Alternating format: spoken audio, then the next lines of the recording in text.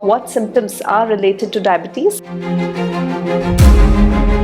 and what are the different types of diabetes. Infections related to the skin.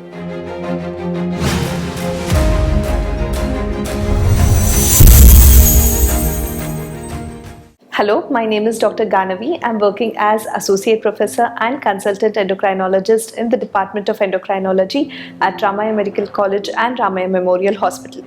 So today we'll be talking about what symptoms are related to diabetes and what are the different types of diabetes. So the common symptoms patients present to us with excessive thirst, excessive urination, weight loss, and sometimes the patients also present to us with recurrent infections as well.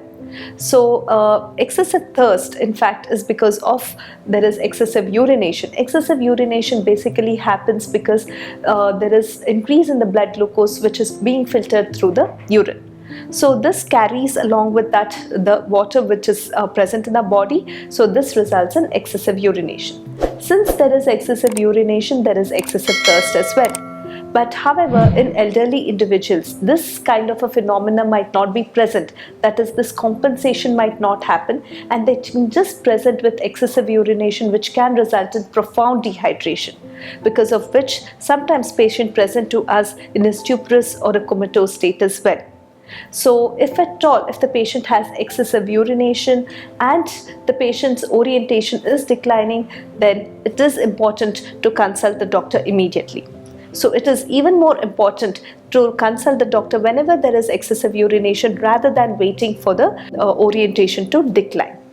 So along with this, the other symptoms related to diabetes can be due to complications related to diabetes itself.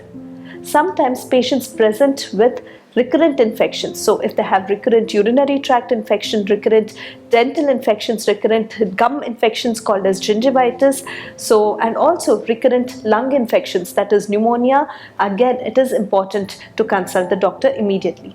Sometimes patients present also with infections related to the skin.